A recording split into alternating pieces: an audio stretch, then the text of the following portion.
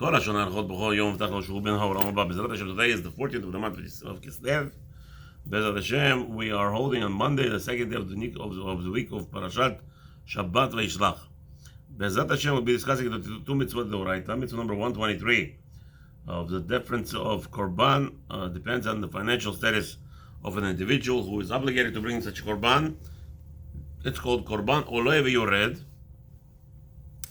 In mitzvah number 124, we'll be discussing B'ezrat Hashem of Kohen when he does the melika, when he shechts the bird with his finger. As we'll learn, there's a prohibition to be very careful not to cut off the neck or to cut off the head of the bird, to separate the bird from its body. B'ezrat Hashem, the mitzvot are B'ezrat Hashem today mukdash. All those that died, perished from this world, who have no relatives to daven on their behalf. Hashem should take our limud and be ma'aleh otam ma'ala b'kedusha v'tahora. Also, mitzvot are mukdash today, the limud for aslachat chayalei Amo Yisrael. Hashem should protect them, B'ezrat Hashem. And obviously, of course, those who are helping us with tzitziyot, or purchase tzitziyot, to put on those people who put on the tzitziyot for on behalf of chayalim, to protect them, Baruch Hashem, as we could see many times.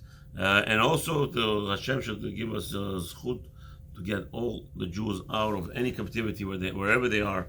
Hashem should have mercy on them and forgive us for all our avirot and really return them back. It's not little by little, whatever it is, they're starting to come back. We're talking about not just in Israel, anywhere the Jews are held captive. Hashem should have rahman on them. And B'ezrat Hashem also, the full spirit recovery to all the Jews and within them. Chaya bat Leah, Yosef Chaim Bafrat, Yaakov, Israel, Daniel ben Angela, Amnon ben Osnat, Amnon ben Bila, Rachamim ben Fricha, Shalom ben Rosa, Yosef Yom Tov ben Rivka, Refuah Shlema, Esther bat Julio. All the Jewish nation, anybody who needs Refuah Shlema, Hashem should send them Refuah Shlema. Mitzvah number 123. Le'akriv Korban Oleh V'Yored al Chatayim Miyuchadim. There are certain sin offerings for sins that a person does, which again, we're not talking about somebody does on purpose. Somebody does sins on purpose, there's only one thing that could help him is tshuva. But here we're talking about specifically when a person thought that he was allowed to do certain action.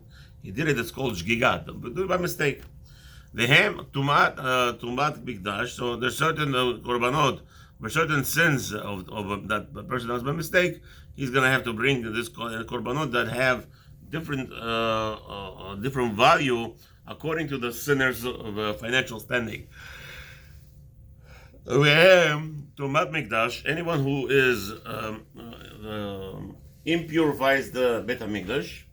Klomar, meaning Adam, Shehu Tameh Be'ava Tumah, a person who touched the dead body, V'nichnas le'mikdash bishgaga. Then he goes to the Beit HaMikdash not knowing that he touched, or he forgot that he touched the dead body, or he forgot that he's not allowed to go there. V'tumat kedashav gam ken, Shehu Tameh Ve'achal Besar Kodem bishgaga. Then he also, a person who, a Kohen, let's say, for instance, ate holy meats, while he was tameh by mistake, ushuad bitui. Like somebody who swears, not falsely, swears needlessly. Klomar shenishba l'sheker, adavar lasot or l'shelo lasot, meaning that he swore falsely that something that he will do or something that he will not do, and then he broke the swore.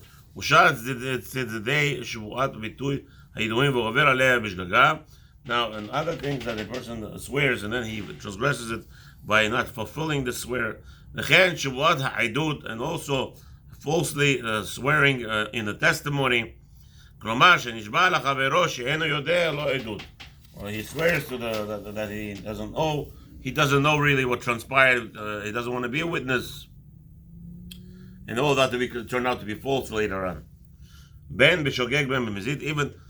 over there, if he swears, when it comes to swearing, even when a person did it on purpose, there he will be chayav chatat, because over here there's no actual deed. There will be said that the person is doing a deed on purpose, then there's no korbanot. Over here, swearing on purpose does have a korban. Okay. On this sin offerings, a person has to bring a korban that is valued according to his financial standing. It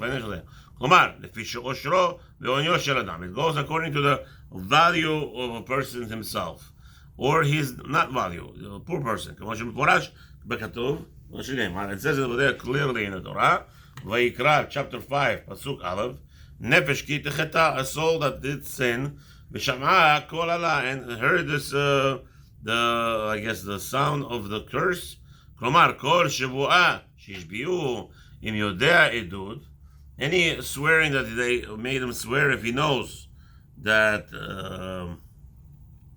he knows the testimony, im lo yagid v'nasabano, if he doesn't tell the truth, then he will be carrying the sin. And the end of the thing, he brings his sin of guilt offering. Over there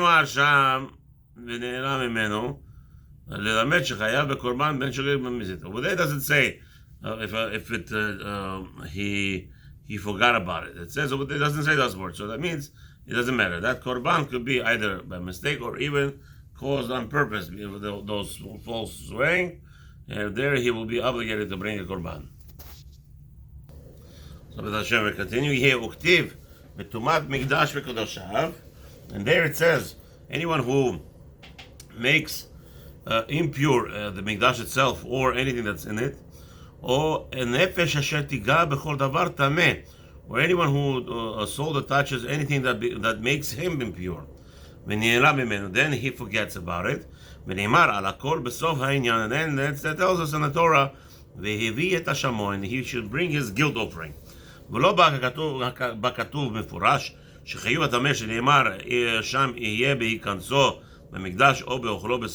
doesn't say clearly whether he entered or the sanctuary, or he ate something that's sanctified.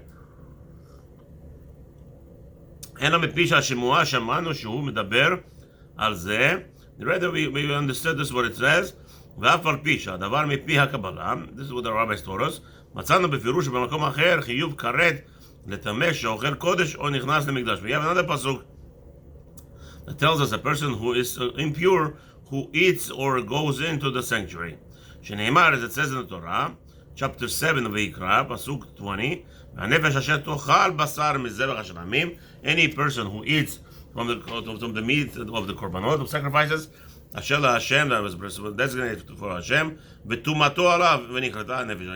and his impurity is still on him, then his soul will be cut off. And another pasuk tells us that and tells us that an impure person who enters the sanctuary. Over there it's in Bamidbar, chapter 19, pasuk Kav. It says over there that he impurified Hashem's sanctuary, and therefore he should be cut off. And we see over there that even though a person who is doing it meticulously on purpose, he still has the karet, he has the punishment of cutting off.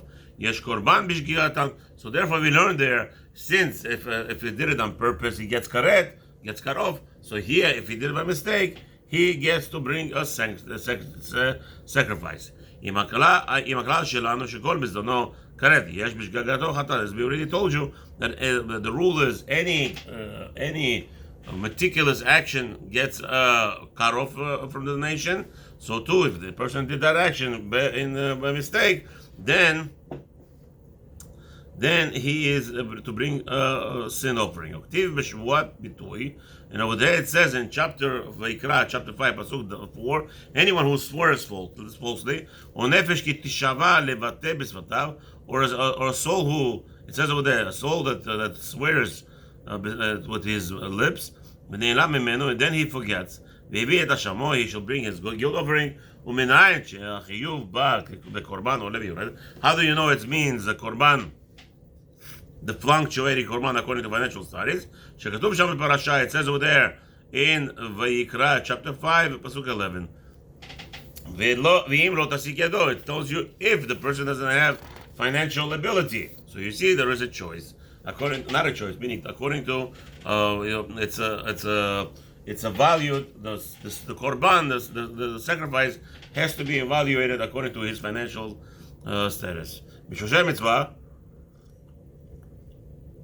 The foundation of this mitzvah is already, obviously, it's clear to everybody. We already spoke about it many times. The korban, the whole purpose of sacrifices.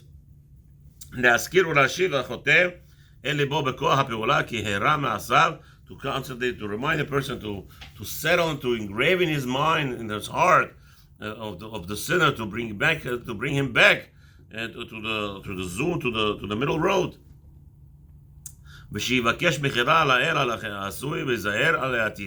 Okay, and the person should ask also forgiveness for all the past, and should be very careful now, more so for the future. And because Hashem is very wise and understanding this, the weakness of the person's mind, and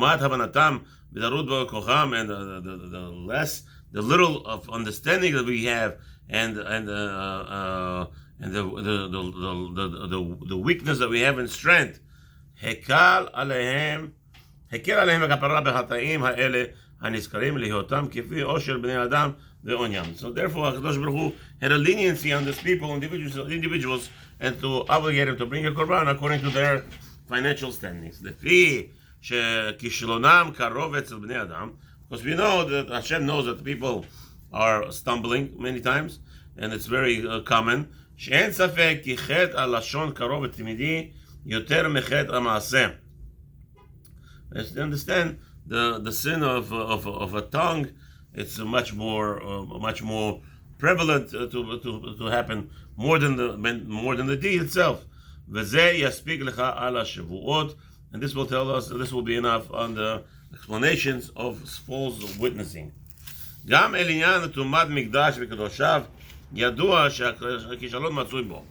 Again, the same thing, same category, where a person, chas v'shalom, walked into Beit HaMikdash while he's tameh, which is also, it could be that it could happen.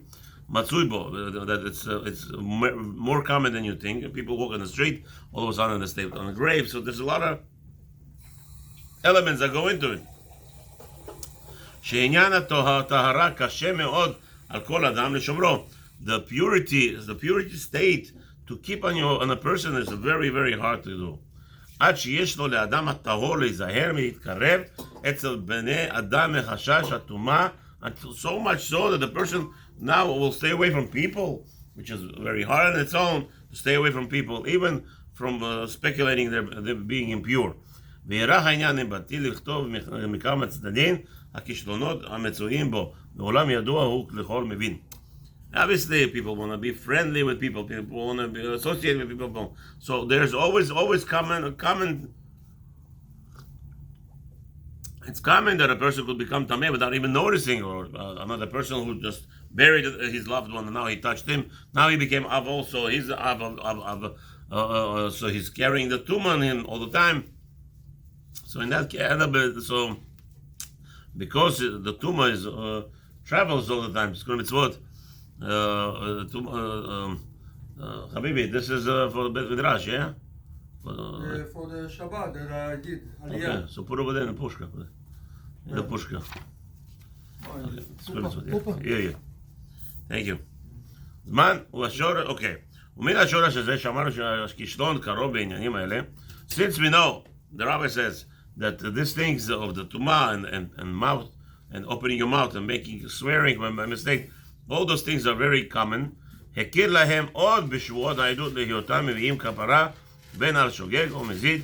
Therefore Hashem made a easier atonement, even if a person did it on purpose, lying or whatever, swearing Hashem's name. There Hashem had even more mercy on him and us, and allowing us to bring a korban to atone for a sin. לפי שעניין העדות הוא תמידי ביותר ויצר לב האדם רע. Again, same concept. The testimony is very common. Also, the witnessing of all elements, people have to talk.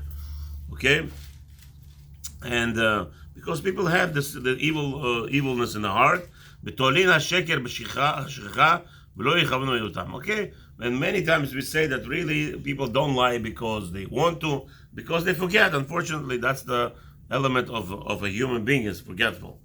גם יש מן הבריות שאין משגיחין כל כך ברעה גדולה שעושים בחטאת בכיוון העדות. Also, people are not careful when it comes to this. אחר שבידיהם לא יגזלו ולא יחמסו אף על פי שבסיבתם אדם השוק ורצוץ, לא ייתנו לב על זה, ועל כן מהתמדת העניין וקלותו בעיני המון העם היה מהסדיו ברוך הוא להיות בו כפרה בין על שוגג בין מזיד. And again, they say talk is cheap. Talk is cheap, so people talk and they could Chas v'Shalom diminish, and they could actually destroy people's the value of people, destroy people's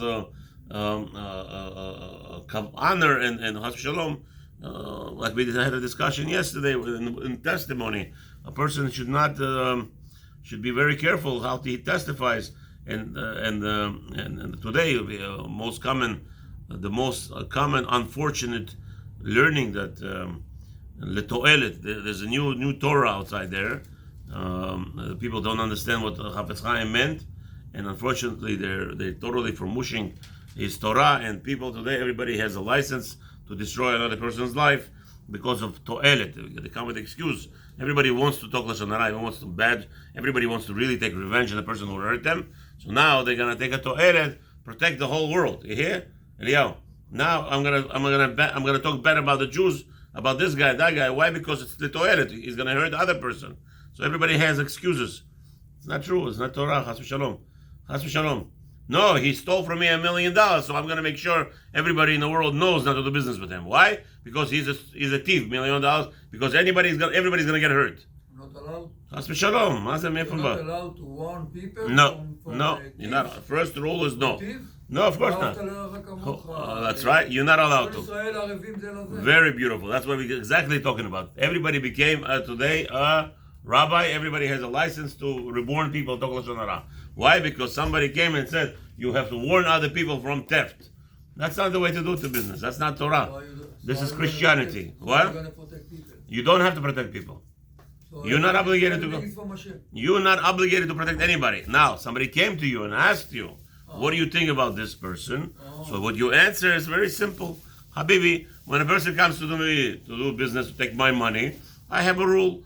Bring me 2 Arevim, bring me people who know you, co-signers, somebody, and chalas. You didn't speak lashon hara, you didn't take on yourself the rule. I'm going to protect everybody. Leto'elet, zeto'elet is the biggest yetzer hara today. Can I tell you something? Yeah. What happened to me in the show? No. I right now I just have to finish this. I understand. We'll talk about the Maaseh later. I'm just telling you today, everybody likes to. The reason why I'm not telling David because this guy stole from me $1 million. I'm not telling David because I care about the David. Because really, today, nobody cares about David. Yeah, why am I telling David that he stole from me $1 million? Yeah. Not because David is going to go and lose to him $1 million. I want to hurt that guy. He hurt me. I know, but no, but that's the truth. Okay, but this is not the case. There is a lawyer that is cheating people in Israel on the internet. Okay? Very good. And he's stealing people from Very good. 10 million people. You're not allowed to be involved. You're not allowed to say on the internet. No, not allowed to put comments, review. This guy is a cheater. Not allowed to. Why? Because here you have no gebet. You have your own personal feelings involved. Who is allowed to? You're allowed to take him to Beit Din. You take him to Beit Din, and the Beit Din writes psak halacha. Yeah. Now you're allowed to publish what the Beit Din wrote. Now it's not. No more in you. Same thing what you said, that you're a rabbi and you have smicha in Israel, they say that it's the same thing. You go to the Bet Mishpat, they're all Reshaim. It doesn't matter today. This is exactly what the rabbi is talking about. That bitui al apeh, it's so easy today. People love to put everybody down, but in reality, they're doing it Hashem Shamayim. Everybody does it. It's so common, unfortunately. People love to use Hashem for their personal relaxation. And the rabbi says, when you do that, you're going to start bringing, in the time they're doing Dash, they will bring a lot of korbanot. For that purpose, because everybody loves to add a little bit salt, a little bit pepper, and this. And so the rabbi says, first rule is, no leto'elet lashon hara. Finished. All those days are done. whoever came up with this new Torah came out about maybe 30, 40 years ago, and they were, yes, the toilet was mutar, because, again, you can't tell people don't talk Lashon Hara. It's like telling a person don't breathe. So they came up, okay, the toilet. So now it's today is a new generation. No, the toilet. It's all false. The toilet was just to come to the bridge. Now that you're crossing the bridge, asur le toilet to talk. Finished. Start from there. That, and B'ezrat Hashem, we'll get there. Because again, a person has to really check inside the heart. Why is he talking? You really care about the other person? You care what he ate in the morning? And when you had a fight with him yesterday, you really care about him? So really, because the truth of the matter is, no, I don't care about you, you don't care about me 100%.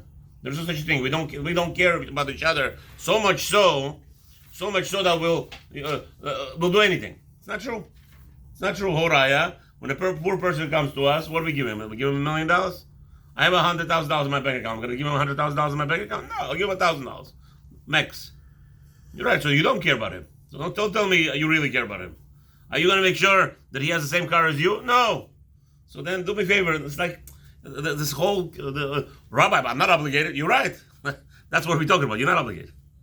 So since it's matzui, the Rabbi says, why you bring Korban and opening your mouth too much? Because it's matzui. Everybody likes to talk. מדיני המצווה, שכל אחד מארבעה החטאים האלה מחייב עושהו להביא כזבח או שעירה כדין חטאת קבועה הידוע. Okay, all the sins, the Rabbi says, that there are going to be sometimes obligation to bring a beautiful goat, a beautiful lamb, that's going to cost money, ואינו נפטר בעוף או בקמח אלא אם כן הוא עני. And he will not have ability to bring a bird or a flower unless somebody is really, really poor person. The Kohen has to determine. Again, who determines who's a poor person? Who determines who's a rich person? Also, you have to go Chacham. That's what Chachamim are here for. ואם הוא עני הביא כזבח או שעירה, לא יצא ידי חובתו. You hear what he's saying? Ani wants to bring a korban of the rich person, he's not allowed to. He has to go to Chacham, and the Chacham has to determine, are you a shir or are you a poor person? Even that. He wants to bring a korban to Beit HaMikdash. Still not allowed to unless the rabbi tells him what kind of korban to bring. This is the state of a Jewish nation. Everything the rabbi decides. I don't know nothing. I'm allowed to talk to the toilet. You're not allowed to talk to the toilet. You go to a rabbi will tell you which one, when you're allowed to talk to the toilet. And this is the big problem with people who learn too many shiurim. They don't understand what the rabbis are talking about. Because if this one rabbi says, you're allowed to talk to the toilet, this one rabbi, Habibi, who decides it? Only your Chacham, and each individual situation has to be dealt with specifically. If it's not, forget it. ואמרו גם כן, שמי שהיה עשיר והפריש מעות לקח בהם כזבח או שעירה, ועני וצריך למעות, יקרח שני תורים. So now what happened was, a person who was rich with the time of the sin, and now he wants to bring a korban, but he didn't bring a korban yet. He has time. So he has time till the next Chag. And what happened was here, he became poor.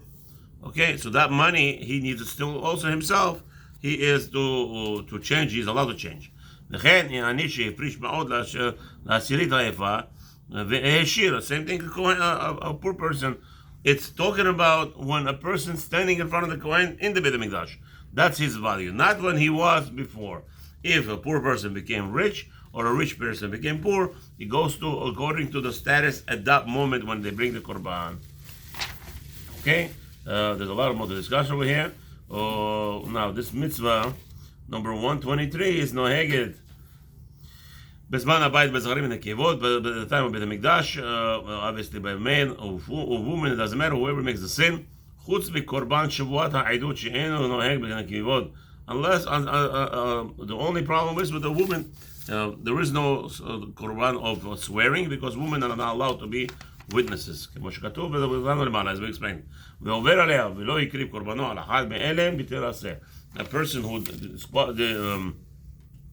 annuls this mitzvah, he doesn't want to bring the korban, according to the sin, then this person has transgressed the avera. Now, this mitzvah number 124, it's talking about the Kohanim when they do the shchita off. Now, the shchita off is done with their thumb, with a nail that they had, special nail that was sharp as a knife.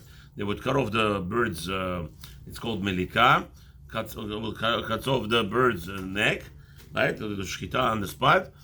So we were fearing the Kohanim because they were so powerful, they could actually snap the whole head off. So now the mitzvah Hashem is commanding, mitzvah number 124, for a Kohen to be very careful not to snap off the whole head. As it says, שלא יפריד הכהן מן עול הבא לקורבן, והוא נקרא חטאת העוף, הראש מן הגוף, כשימולוג, אותו. It tells us that when the Kohen does melika, he should not cut off the head of the bird. As it says in the Torah, Vayikra, chapter 5, pasuk 8, ומלק את ראשו ממול עורפו ולא יבדיל. A person should do the melika on its head and not to separate it from his head, from his body, of the bird's body. ופירוש מליקה הוא שנועץ הכהן יצפרניו, we already explained, he takes the nail on his fingers, and with that he cuts off the neck of the bird, performs the shchita. וזאת shchitato shel hatat ha'of. This is talking about a sacrifice of a bird. וצריך שיכוון הכהן שלא יחתוך הכל לגמרי עד שיהיה נפרד הראש מן הגוף, ועל זה נאמר ולא יבדיל. And the Torah tells us that a Kohen has to be very careful, extremely careful, that he doesn't rip off the whole head as he does it. כבר אמרנו במצוות בעניין הבית שאין בנו יכולת וגם לא כאשר קוטנו עבר ממתננו, ולמצוא טענה גם על צד הפשט בפרטי הקורבנות, ודי לנו למלאכתנו זאת להודיע בעניין הקורבנות, דרך כלל קצת דם על צד הפשט, וכבר כתבתי למעלה מה שידעתי ושמעתי. Now, again, we don't really understand anything about this. Now we're telling the Kohen to do it with his nail, and again, what Hashem is concerned about, taking off the neck, taking off the head from the body. What is this Hashem's problem? We don't understand all those things, but again, we have to understand the whole purpose of the Korban is to, again, a poor person puts his head on the bird and has to have full intention of atonement for the sin that he committed. בעניין המליקה והאזהרה שלא להבדיל, גם זה מפרטי הקורבן הוא, ואך אמנם אשר לא יחוש להוציא כל רוחו יוכל להשיב, כי אולי בדבר המליקה הנעשית ביד הכהן בחטאת העוף, שהוא קורבן של עני.